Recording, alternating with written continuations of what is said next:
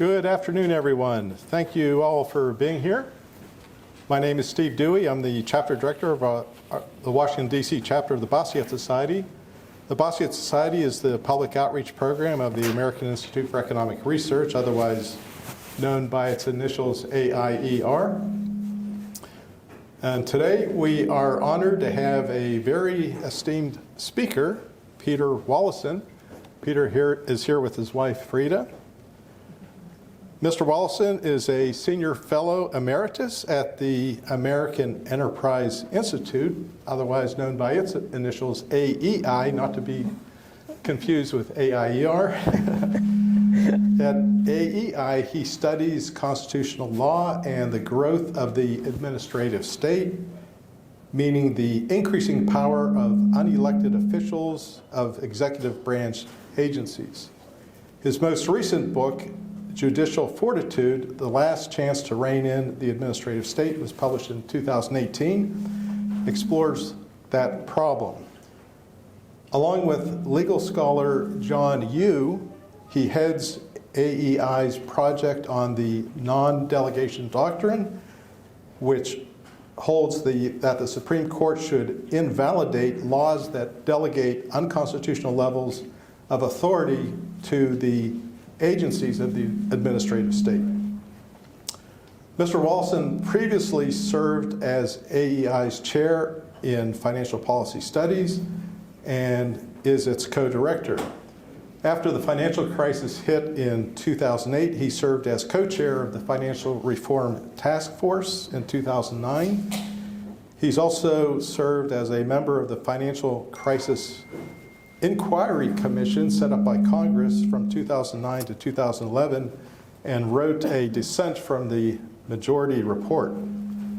Prior to joining AEI, he practiced law in banking, corporate, and financial law at the law firm Gibson, Dunn & Crutcher in Washington, D.C. and in New York. Mr. Wallison has held a number of senior government positions, including White House counsel to President Ronald Reagan from 1986 to 1987, and as a general counsel of the U.S. Treasury Department from 1981 to 1985, where he had a significant role in the development of the Reagan administration's deregulation of the financial services industry. Mr. Wallison has testified numerous times before congressional committees and has been a frequent contributor to the op-ed pages of the Wall Street Journal and other print and online media. Peter Wallison earned his law degree from Harvard Law School and his undergraduate degree from Harvard College. For his talk this afternoon, Mr. Wallison will discuss Supreme Court decisions affecting the administrative state and economic freedom, executive branch departments and agencies, which we call the administrative state, have been gradually eroding the economic freedom of American businesses and citizens for more than a century. However, last year, the Supreme Court had a ruling, West Virginia versus the Environmental Protection Agency, that may be a watershed decision in reducing the regulatory authority of the administrative state. He will discuss the potential impact of the West Virginia versus EPA case on economic freedom, as well as the outlook for other Supreme Court cases likely to affect economic freedom. Mr. Wallison will also elaborate on the non-delegation doctrine, which advocates Congress retaining its constitutional authority and not delegating it to the administrative state. So before we begin our discussion, we have scheduled to go until about 1:30. Our speaker's presentation will be maybe around a half an hour, which should give us plenty of time for a Q&A session with our attendees.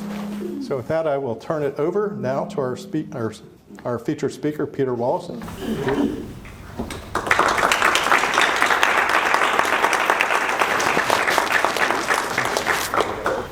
Well, it's wonderful to be here, Steve. Thank you very much for the introduction. I've been looking forward to this opportunity for a while. I do a fair amount of writing now on constitutional matters and the administrative state, and that's why this was an opportunity for me to kind of exercise a little bit the highlights of these constitutional issues and see the reaction that lawyers and others have to administrative state issues.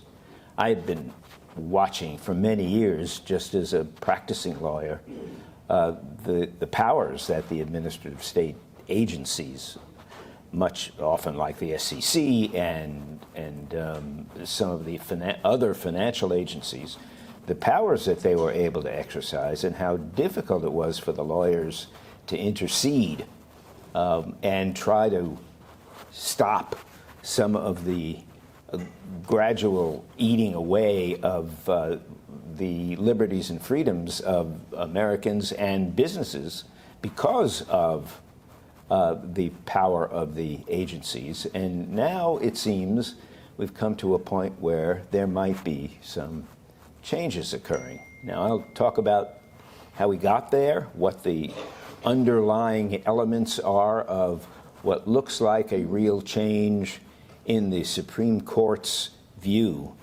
and then you can make a judgment about whether this will actually proceed as far as many people who are in favor of the Bastiat view of human freedom would like to see. And it's conceivable because we do have a majority of conservatives on the Supreme Court, so it's entirely possible, but we're not yet, as you will see, at the point where we can be sure which way things are going to go. So let me get started right now. Frederick Bastiat, as you all know, was a prominent member of the European Enlightenment, which flourished in France during the same period that the U.S. Constitution was being developed. For that reason, the same ideas about liberty can be found in both the debates about the U.S. Constitution and Bastiat's critique of government interference in the French economy. Others in the European Enlightenment included David Hume, Immanuel Kant, you probably know all these, John Locke, Jean-Jacques Rousseau, Adam Smith. These are familiar names to Americans. They were among the people, including certainly Locke, who were central to the development of the U.S. Constitution. And so much of Bastiat's thinking transferred over into what's happened in the United States. But another prominent member of the European Enlightenment, Baron Charles de Montesquieu, was key to the framing of the U.S. Constitution.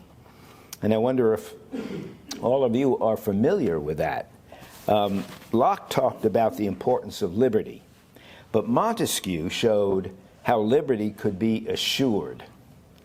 In his book, The Spirit of the Laws, Montesquieu argued that the only effective way to protect liberty was through the separation of three government powers: the making of laws, the enforcement of the laws, and the interpretation of how the law was ultimately applied to individuals.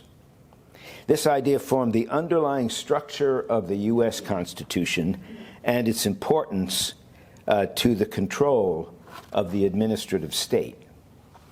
Remarkably, Montesquieu, who was born in 1659 and died in 1755, probably never saw a government where powers were actually separated.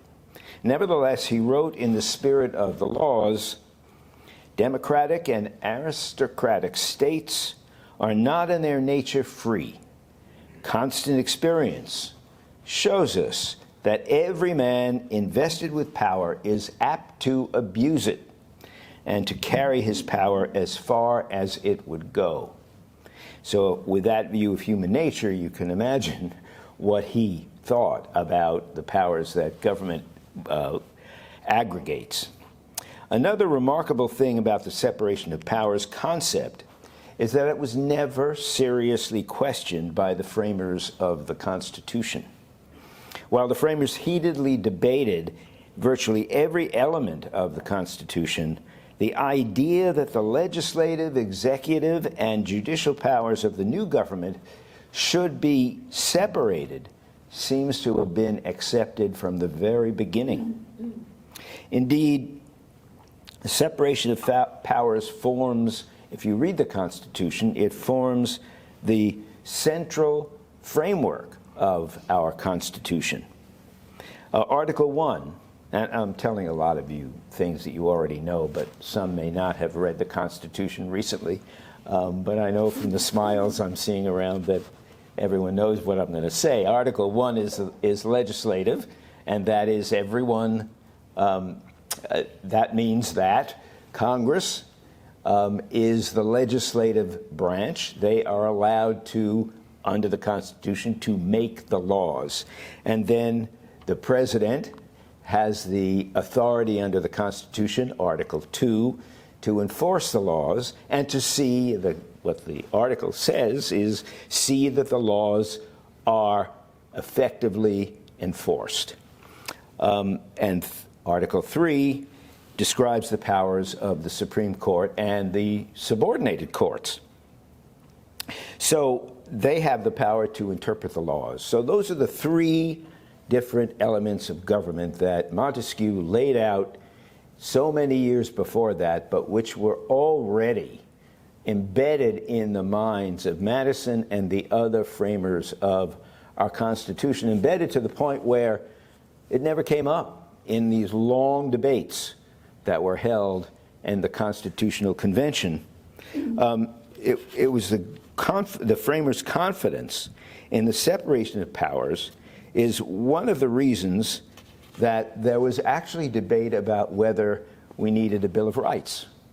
And the position that many of the framers took was, wait a minute, we've structured a Constitution here in which we are protecting people's liberties of all kinds by these three different categories.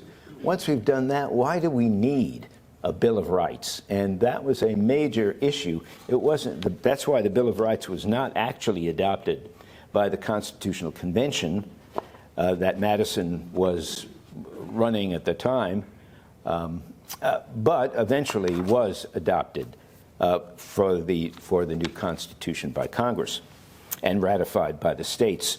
Of course, there was a kind of separation of powers that had developed naturally in England, with the Parliament gradually acquiring more and more powers of the purse from the king, and a system of common law gradually took shape where judges consistently used previous precedents for judging their cases. But no one really knew whether the separation of powers would do what it was intended to do, preserve the liberties of the people against the power of the government. In Federalist 47, the Federalist Papers, of course, you know, a series of articles written by Alexander Hamilton, John Jay, and James Madison to persuade the voters of New York to ratify the Constitution. Madison quotes directly from the spirit of the laws without citation, probably because all his readers at the time knew the source. When the legislative and executive powers are united in the same person or in the same body of magistrates, there can be no liberty. And one assumes that he, without making any reference to Montesquieu, everyone at the time knew that this was Montesquieu's preaching. So that in itself is quite interesting because it was almost 100 years after Montesquieu had written, but it had been completely absorbed by the population who were interested in the way the government was supposed to be run. Now, 234 years later, I will discuss the separation of powers as not only a key element of our Constitution, but a central element of the current debate about how to limit the growth and power of the federal government's administrative agencies, known to many on my side of the divide as the administrative state. We have all encountered the agencies of the administrative state in our daily lives, especially if you're a lawyer, and they have names like Department of Labor, Federal Communications Commission, SEC, IRS, and literally thousands of others. They are cabinet departments, sub-departments, or independent agencies, but they are all part of the executive branch and all have a single function, and that is to carry out the laws that are made by Congress. Although there were administrative agencies before 1900, the administrative state really came into its own in the New Deal, and it has grown to mammoth proportions ever since. As I wrote in the book that Steve mentioned, The Judicial Fortitude, the last chance to rein in the administrative state, and I wrote this in 2018, just since the 1980s, the agencies of the administrative state, and this is almost an unbelievable number, have issued more than 3,000 regulations every year for a total of more than 120,000 rules and regulations. I mean, when you think about it, it's mind-numbing. And of course, it puts many lawyers to work, but nevertheless, it is an astonishing thought. Virtually all these regulations were based on laws passed by Congress, filling out the details and applying the laws to new situations. In addition, Congress has made thousands of new laws, and agencies have come to fill out the purposes of those laws as the country grows and the economy changes over time. However, among all these regulations, as you might imagine, there are thousands that raise questions about or seriously reduce the American people's freedoms. It is here that the separation of powers comes into importance. It's okay if Congress has made laws that restrict Americans' freedoms, as long as it's consistent with the Constitution. But it is not okay if an administrative agency makes a rule that goes beyond what Congress intended. Of course, neither Montesquieu nor Madison could have foreseen this particular problem. But they could imagine that when a government established to keep the peace managed what Montesquieu called commerce and preserve what Bastiat called freedom for all, there could be serious controversies in society. But the agencies of the administrative state, in making thousands of rules and regulations, must be kept from using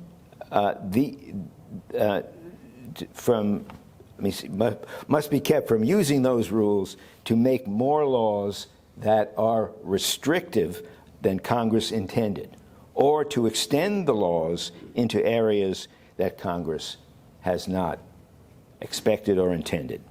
Until the New Deal and the growth of the administrative state, this was not a particularly difficult task. There were few administrative agencies and very few rules and regulations. But the government and the economy grew, and more agencies were established by Congress to apply new and more complicated laws to a growing economy. And it became clear, of course, that the judiciary had to find ways to assure that the rules and regulations were doing what Congress intended, and not simply carrying out the ambitions of bureaucrats.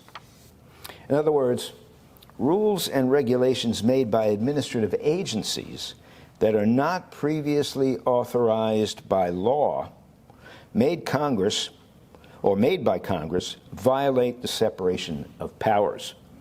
In effect, they are laws, but not made by Congress as required by the Constitution. A law, after all, is a statement by government that binds individuals or companies. And so anything that an administrative agency creates that has that effect is also a law in that sense, but since it is not a law made by Congress, it's only an assessment of what Congress meant in many ways.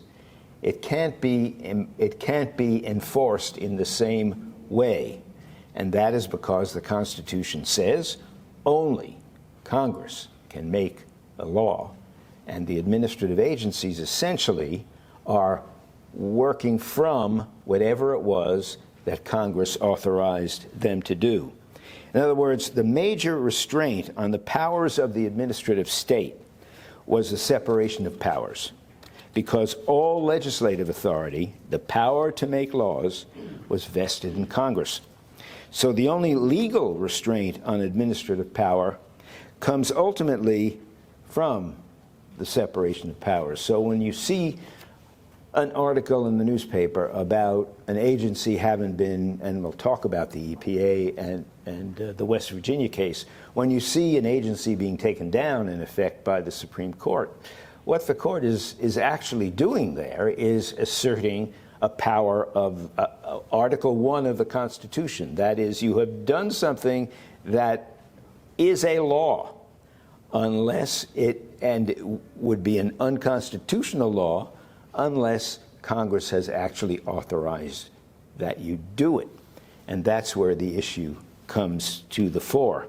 So the only legal restraint on administrative power comes from separation of powers, and it's up to the courts to determine, in any case where an agency's rule or regulation was challenged, whether it was validly issued under a law made by Congress. By 1984, there were so many rules and regulations flowing out of the administrative state that the Supreme Court had to develop a way for lower courts to decide whether a rule was properly issued under a law. So it was in 1984, famous for other reasons in literature, that the first effort was made to regularize how the judiciary decided this question. That year, the Environmental Protection Agency, EPA, implemented the Clean Air Act, which required that a company would have to get a permit for any new source of air pollution. Chevron Corporation applied to exempt a new facility at a particular plant because it was replacing an older facility which produced more pollution. The idea was that, by Chevron, was that they were exempt because, taken as a whole, the new facility did not increase air pollution at the existing plant, and so it did not need a permit. The statute involved was ambiguous, so the question for the court was whether to enforce the language of the Act or the purpose of the Act, which was to reduce air pollution. The Reagan administration, the EPA, sided with Chevron, saying that the new facility did not need a permit because it did not increase air pollution. The reviewing court ultimately upheld EPA's view that Chevron did not have to get a permit for the new facility, and the Natural Resources Defense Council, NRDC, then sued Chevron, and the case eventually made its way to the Supreme Court. I'm simplifying this controversy quite a lot, but the central element of the court's decision was that it considered EPA's interpretation of the Clean Air Act was reasonable.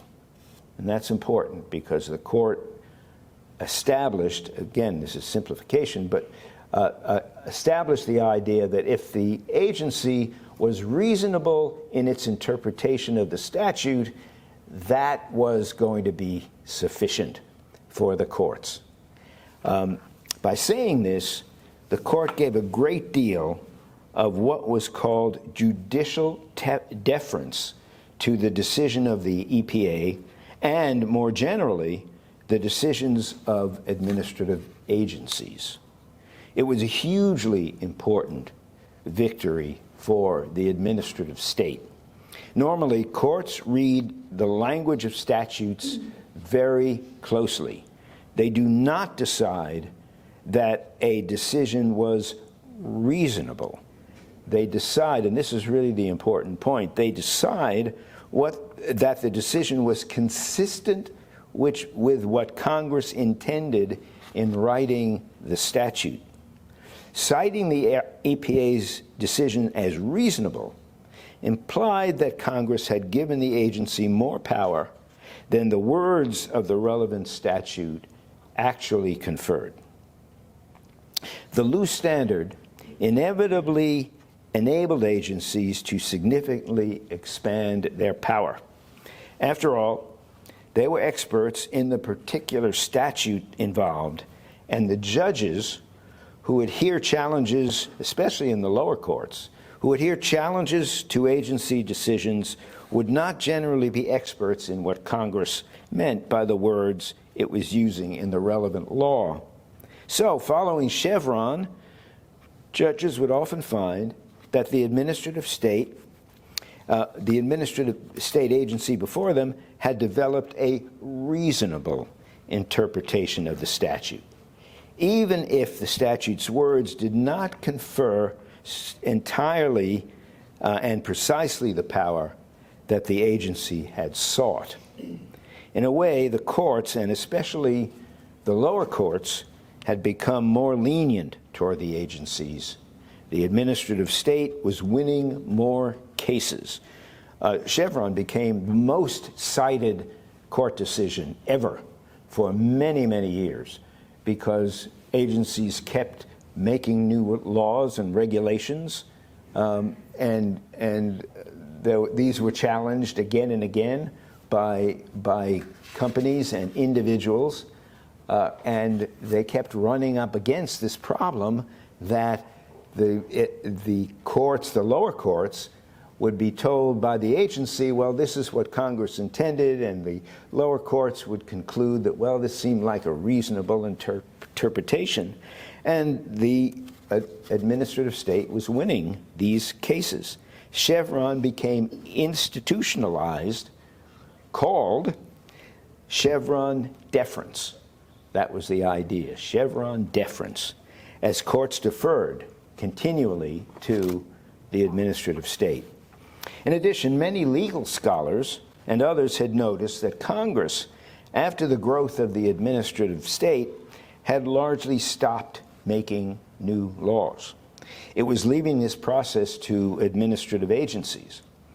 As you know, there's communication constantly between the agencies and its congressional committee, and those communications might give the agency some way of describing for the committee before legislation is completed what would be a reasonable interpretation of what the agency was trying to do. And so when the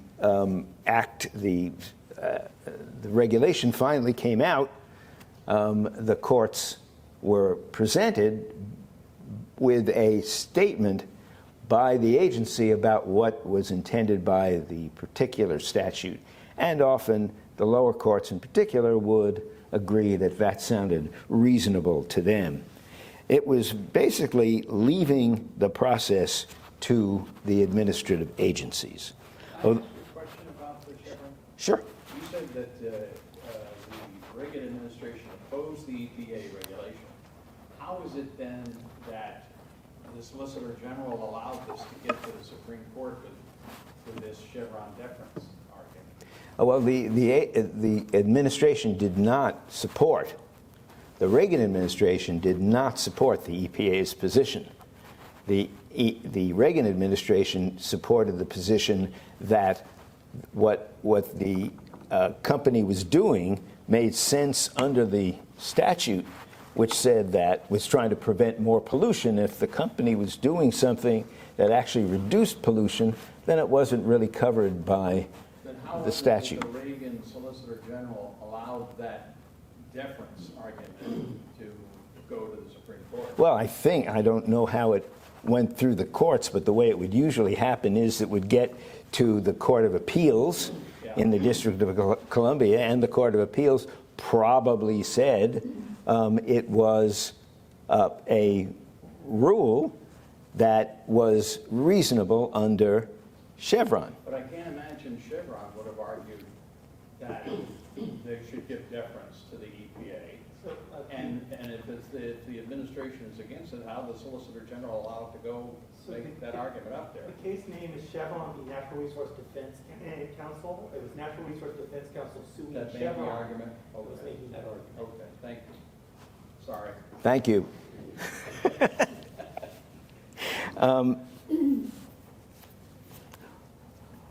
Although there were concerns that this ruling was not consistent with the Constitution, progressives had and still have a different view.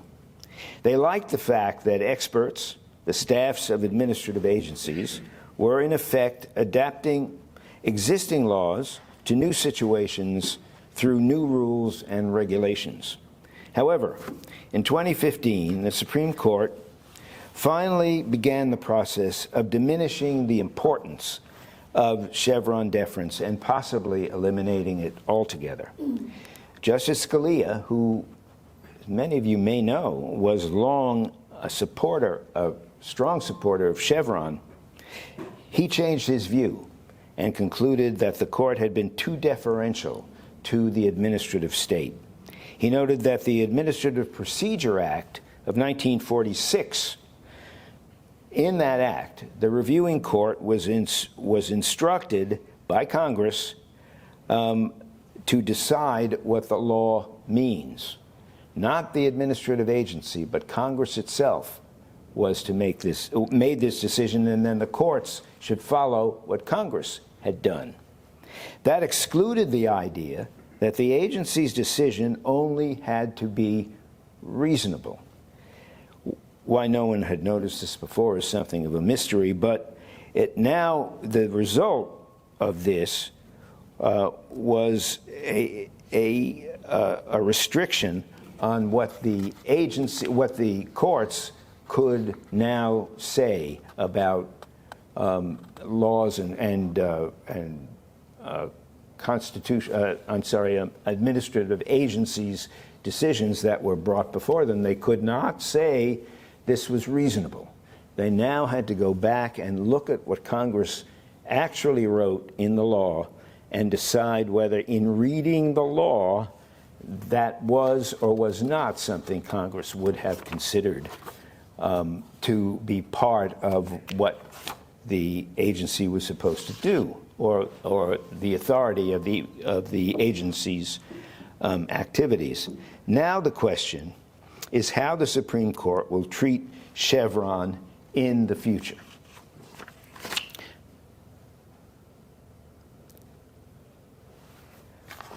Let me see, I lost a page here. But we don't actually have anymore, or at least at this point, a complete or satisfactory answer. Today's Supreme Court is a lot more conservative than the 1984 court that developed Chevron. In fact, it seemed to be ignoring Chevron. Several cases came up in the last year where up to the Court of Appeals, and the Supreme Court didn't take the cases. Or when it took the cases, it didn't decide them on the basis of Chevron. It decided them on some other decision basis, some other principle. Instead, it seemed as though the court did not want to recognize the Chevron principle, but they didn't have another principle to substitute for it. So there was a lot of awkwardness going on at the Supreme Court in some of its decisions. In a 2022 case, however, the court finally made a decision, and that was that was West Virginia versus the EPA. That was the case in 2022, and the court then suddenly announced a new doctrine. something called the Major Questions Doctrine, or MQD. The MQD, Major Questions Doctrine, holds that the court will not approve a major new idea by an administrative agency unless it could be reconciled with what Congress authorized in a law.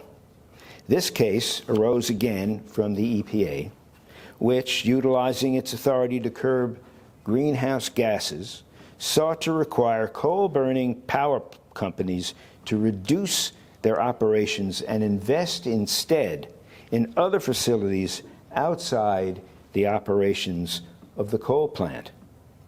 The idea was that by reducing the activity of coal-burning companies, other companies fired by gas or oil would be able to increase power production and produce less CO2.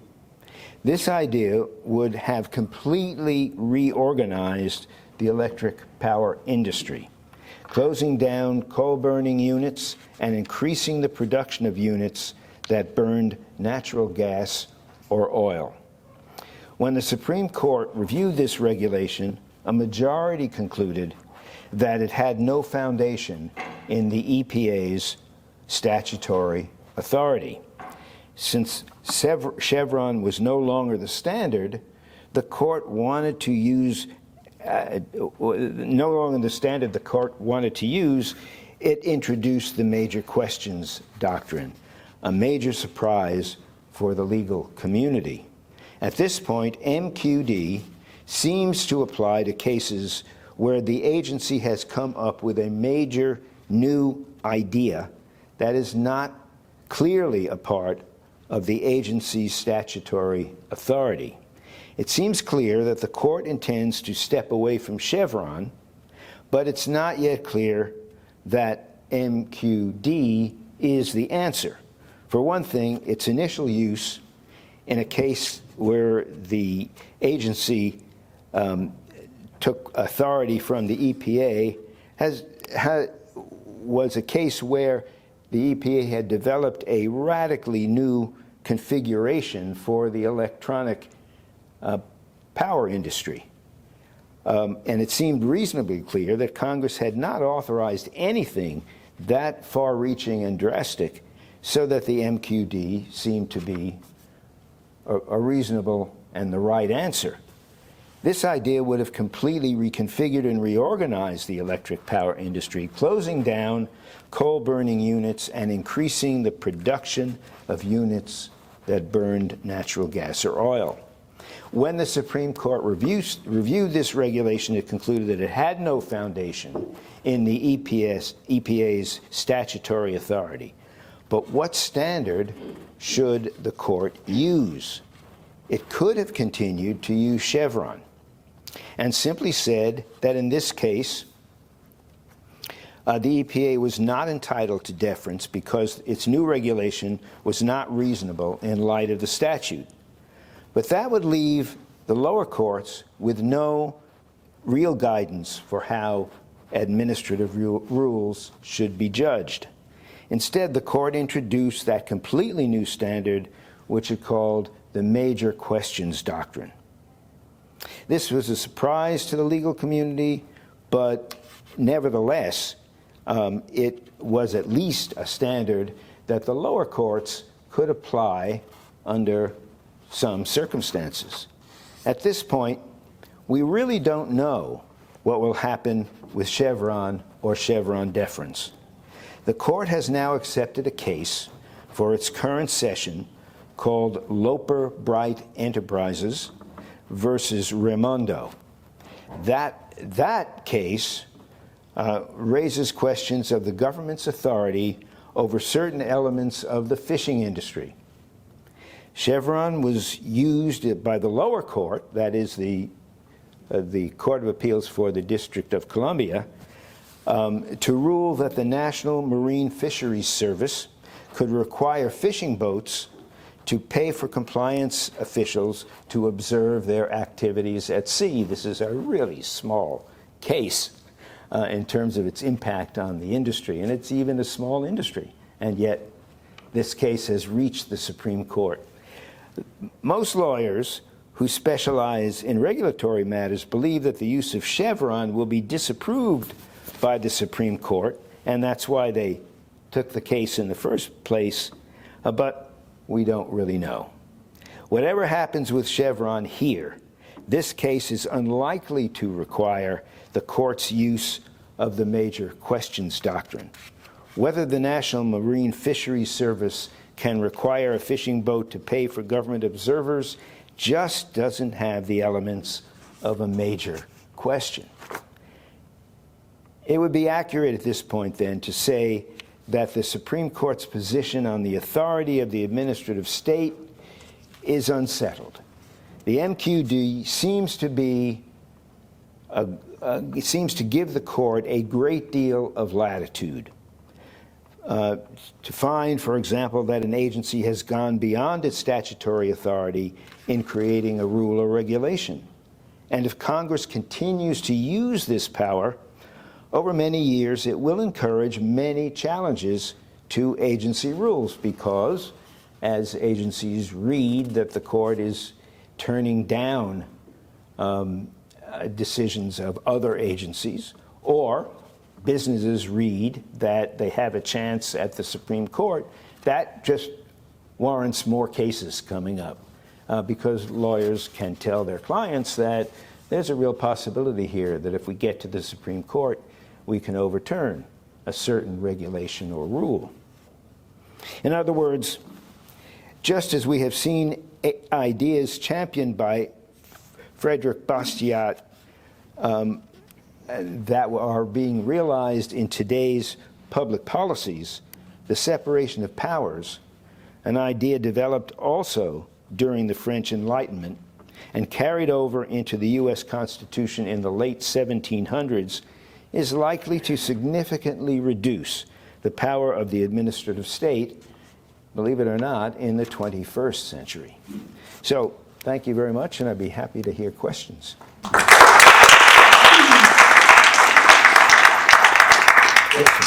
Yes.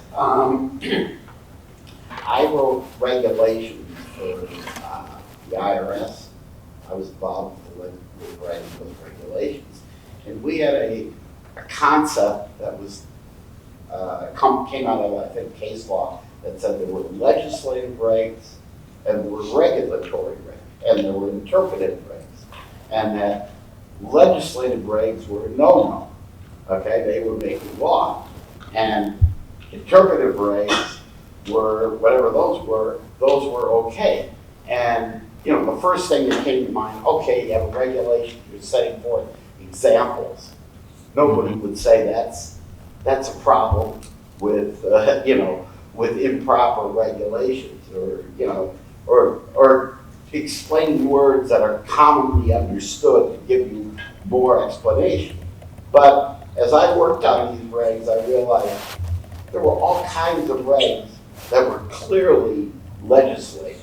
Mm-hmm. That the IRS was issuing legislative regs, but they were somehow arguing, no, this is an interpretive reg. So they would use this language to say what was clearly anybody could see was was really substituting for legislation.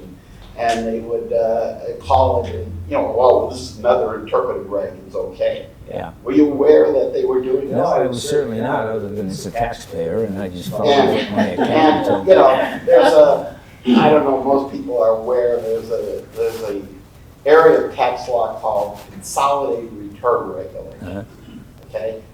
And the statute, the IRS statute says, the IRS has the authority to write clear and convincing something like that, rules about to reflect clear reflection of income on consolidated return rate. Well, there are thousands of rules on consolidated return that make all these tax determinations that are done that are clearly legislative in the clearest sense. And they all point to this statute that all it says is that the IRS has the authority to write clear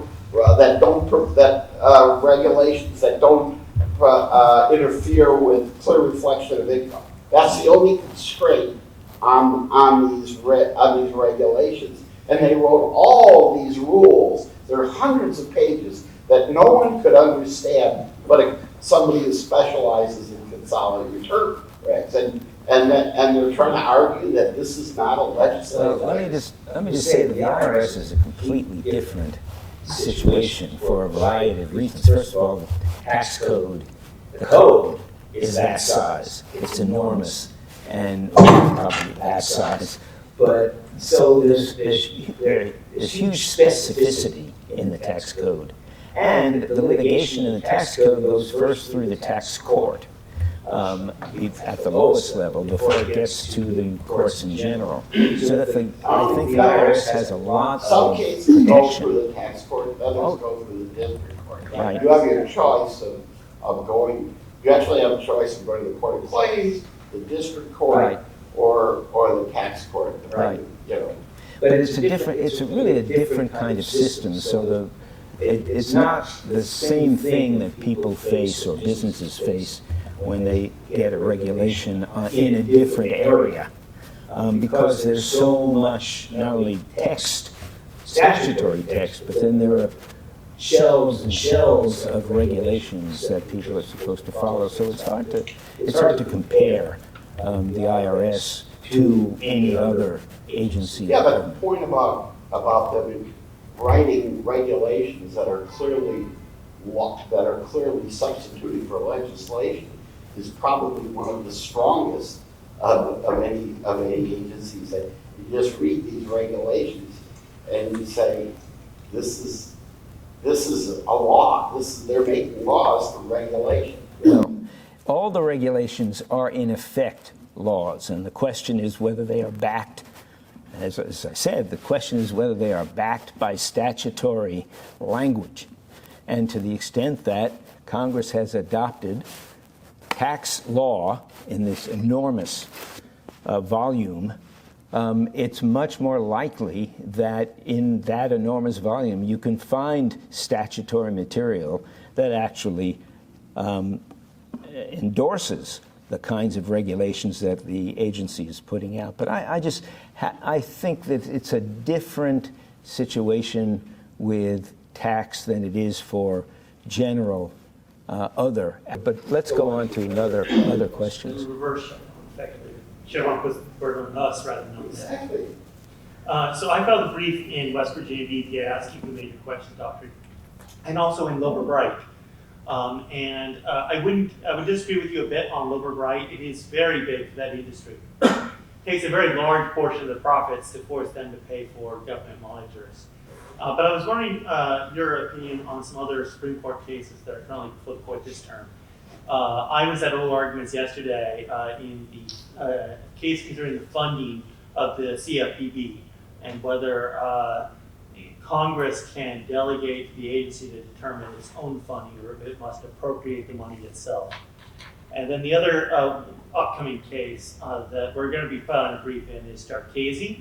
That concerns a variety of different administrative law things, both the non-delegation doctrine as applies to whether the choice between litigating in their internal courts versus Article 3 courts. And the issue that we're going to be briefing on is of the Seventh Amendment issue, whether juries are required for these cases that are brought in administrative court. So I was wondering what your thoughts were on those cases. Well, I think both of them are, at least at this point, very, very important cases. I think you can imagine that the Starchese case in particular could be something for the imposition of the doctrine that we were talking about. Whether the SEC has the right to appoint an administrative judge that is a member of the SEC as opposed to going to a court for a particular decision is really very fundamental for a person who is litigating against the SEC or any other agency. And I think the court is on its way to making sure over time that these administrative judges are independent of the agency in a much greater way than they have been in the past. So that is my view of where Jarchese is going. I think I think it was the Fifth Circuit that decided Jarchese, and my view of that is that the court is going to endorse the position that the Fifth Circuit took. Now, what was the other case you were mentioning? Yesterday was the CFPB case on his funding and whether Congress can basically give a blank check to administrative agencies to spend as much as it wants. That was CFPB yes. case. Well, I'm also representing you are? more of the United States. Yeah. Well, that's a fascinating case. I myself believe that it's a complete fallacy that Congress can direct the Federal Reserve to make funds available for an agency. It just violates the idea that funds should not be taken from the Treasury without an appropriation. And if the argument, I guess, that the government is going to make is that, well, the money in the Fed is going to come to the Treasury eventually, so you might as well grab it before it gets to the Treasury. And the problem with that argument is that there's an unlimited amount of money that the Fed could produce and will never get to Congress, and that money will never be appropriated by Congress if that's the rule that we say is correct. What position do you take on that? So the government actually did make that. They actually disclaimed it in the law. Right. They accepted the idea that the money that the CFPB was spending was from the Treasury. They made the claim that Congress had already appropriated it when they basically gave the agency a blank check to write whatever amount of money. Sure. That's what they say by appropriations. But what are they appropriating? They're appropriating funds that the Fed has, not funds that are actually in the Treasury. Not yet. When the Fed pays its dividend, if the Fed was still paying dividends to the Treasury, then the funds would be in the Treasury and they could be withdrawn by an appropriation. But when the funds have not even reached the Treasury, and in fact the Fed has a huge deficit at this point and doesn't have any funds to give to the Treasury, it is very unlikely that this will be upheld, it seems to me, by the Supreme Court. I hope it isn't, in fact, because that would be a way for Congress to avoid many of its responsibilities with the agencies. Yes, sir. Yeah, just to play the devil's advocate here. If Congress continues to write so many ambiguous laws and don't debate anything, and so there's no legislative history to look at, aren't courts going to have some sort of agency deference? Otherwise, they're going to be overwhelmed. There wouldn't be any, they'll have to create new courts just to handle these issues. Well, it depends on how the cases come up and what actually has happened. I think that the first thing will happen is that there will be many fewer regulations. And there are certainly regulations out there that the Congress or the courts will have to deal with, and businesses will have to deal with, and individuals will have to deal with. But the agencies will start to see that they're not going to get much support from the Supreme Court and the lower court. And the lower courts are going to follow the Supreme Court largely, and as a result, the agencies will be more timid in what they put out in the future. That doesn't mean that all the rules that they put out already are not going to be subject to challenge, but there'll be many fewer rules. I think that's the way it'll probably work. It is going to diminish the power of the administrative state over time. But a lot of this lies at the feet of Congress in just putting out so many laws that say nothing. Well, many of the laws are out there already. Yeah. So the question is, what will happen to the interpretations that have already been made? In this case, I think Congress has not been making a lot of laws recently because the administrative state has taken over so much of the policy making for the government. In the future, the Administrator of State will not be able to do that. They will have to tell Congress when Congress is interested in a subject. They'll have to tell Congress, well, you know, we can't really put out a regulation here along the lines of what you're talking about unless we have the authority. And you guys are going to have to make a law and give us that authority. That's the way it'll work. And that's, over time, it will have the effect of reducing the power of the Administrator of State. Yes, sir. As you look at the kind of regulatory legal environment, what are the major interest groups that you see that are going to be put at a disadvantage by this Supreme Court trend? And I know you're in the legal rather than the political sphere, but what do you see as the likelihood that they're going to put pressure on Congress to change the number of Supreme Court justices the next time the Democrats enter the majority, so that this delightful legal trend that you've been talking about is reversed? I think it's a very small, very, very small chance, because unless the Democrats, and maybe even the progressive Democrats, have 10 more votes in the Senate than they have now, because they're not going to be able to increase the size of the Supreme Court, pad the court, without having 60 votes in the Senate, no matter what happens in the House. And that's would be unlikely. If they get 2 more votes in the Senate, they can nuke the filibuster without needing 60 votes, and then they can pass whatever they want. Yeah, I know, but they have not ever been able to eliminate, except for specific things, to eliminate the filibuster.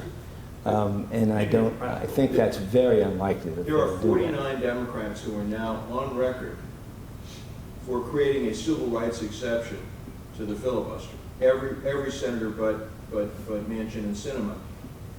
As it's been written in the Wall Street Journal, their plan may be to get rid of the filibuster, add D.C. and Puerto Rico as new states, They can. and then they just expand the exception for Supreme Court. And I think that's what Schumer is certainly thinking about. Whether he can do it, we don't know. It's beyond my capacity to guess, but I don't think this is going to happen. And I think the American people would be very dismissive of this idea. I think all the polls seem to show that they're quite happy with a Supreme Court of 9 and making additions to the court, or making the District of Columbia a state for purposes of Senate membership, is something that the people in general don't seem to want. So a major change in the government like that, I think, is going to be very unlikely, but of course I'm just a conservative and find it unpleasant to think about. But nevertheless, yeah, there'll be all this stuff will go on, because it does raise money for the Democrats. That's the problem. They continually raise money on this basis, but you should see my mail and what the Republicans are raising money on. Yes, sir. Yeah, I was wondering if you see a parallel between the Chevron deference threshold of reasonableness and these days, you know, people talk about misinformation. Like, is it similar? Because I think a lot of people have realized that having the laws that say, oh, this is misinformation, so there should be rules against misinformation. Well, who's going to determine what misinformation is? Is it the Right. same thing with reasonableness in those cases? Yeah, it's actually a little bit harder to determine reasonableness as than misinformation. Misinformation, you can pretty well demonstrate that in some ways it is wrong, but reasonableness is in everyone's mind a different idea. So I don't think the two are identical, but it's the same problem, and that is you have to demonstrate something that doesn't immediately jump to mind as reasonable or unreasonable to a judge. Yes, sir. Yeah, I'm not a lawyer, so very general question. On the Second Amendment front, I have heard of certain state-based cases where the ATF, you know, been said to go well beyond regulatory authority and things like that. What do you see on that front? Does that trend, you know, is that trend likely to also positively affect cases that have to do with gun rights? I really have no idea about gun rights specifically. What I'm saying here basically is that litigators or people who are challenging government agency activities are going to be much more reticent in the future because the chances of winning at the Supreme Court are diminishing. And I think that as long as we have a court that's made up as the current court is, that is going to be the general process of things for a while. It's only when it seems as though the court is more sympathetic to various ideas and new and changes that they start to come forward. And so that's where I think things for a while will be settled. Yes, sir. I'm wondering if the growth of the administrative state is a worldwide problem, or are other countries fighting this too, and where do we sit? Are we the worst off of any country in the world? Well, undoubtedly we're probably the worst off in terms of the number of lawyers we have, and lawyers who are willing to take these cases to the courts, and courts that are willing to listen. So we probably have much more litigation than any other country, but that doesn't mean that our regulations are more restrictive or will be in the future more restrictive than the regulations that are put out in many other countries where there isn't a court system that is overlooking these regulations with a restrictive or jaundiced eye. We're lucky that we have the court that we have today. I think we will continue, as I said before, to have that 9-person court for a while. And if during that time they lay down some rules, at least of how the court would behave, it will take a long time before the kinds of problems that we had arising out of the 1984 case that I mentioned, the kinds of problems of courts running away with reasonableness occur again, I think. Other questions, or is that it, Steve? Yeah, I think we're just past 1:30. Maybe we'll take just one more question from anyone who has one more question. No? Actually, I have a question. You're entitled. So one thing that I loved about your background, I mentioned to you, is you served, I guess, for a couple of years as Ronald Reagan's White House counsel. So I would be curious to know if you have any memorable, any good memories or interesting memories that you can share about being White House counsel for President Reagan. Is that a tough one? Well, actually, I've written a book about it, but so I can recommend someone buy the book. But What's the book? What's the name of it? It's called Ronald Reagan, the power of conviction. And look, the most interesting thing that I did while I was there, it was not essentially a legal issue. It was called the Iran-Contra matter. And I was the person who is White House counsel, no matter who he, she is, can always have a nightmare come upon them, unbid. It just turns up, and Iran-Contra was that. It was the most difficult thing I think that the Reagan administration faced. And for you young people out there, it was a case where some people within the Reagan administration had financed arms for the Contras in whatever country that was. Yeah, okay. And Reagan did not remember anything about that. The money that was funneled to the Contras was actually money that had been paid by the It was Iran, exactly, and it's all faded away in my memory now, but Iran had paid money to buy arms from the United States. And that was part of a deal, it was said, to have various prisoners, Americans who were prisoners in Iran, released, hostages released. Very complicated thing. But none of it was legal. And as a result, nobody wanted to take responsibility for it. The president actually didn't remember approving it.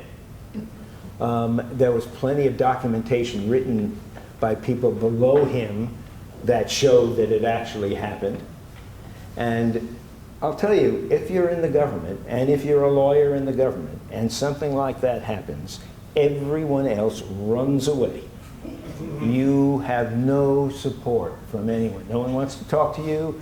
No one wants to know anything about it. And so you're standing there by yourself. So that was, I wouldn't say it was the most interesting thing, it was the most frightening thing. Because I was getting calls at home from the president's wife and from reporters. And they were asking me questions that I couldn't possibly answer because I didn't even have facts. The facts were not written down. It was all kept in people's heads. And a lot of people either were now out of government and wouldn't talk because their lawyers told them they couldn't talk. And the people who were in government didn't have enough knowledge to fill me in. So I'm here trying to deal with this incredibly difficult problem that was all over the media.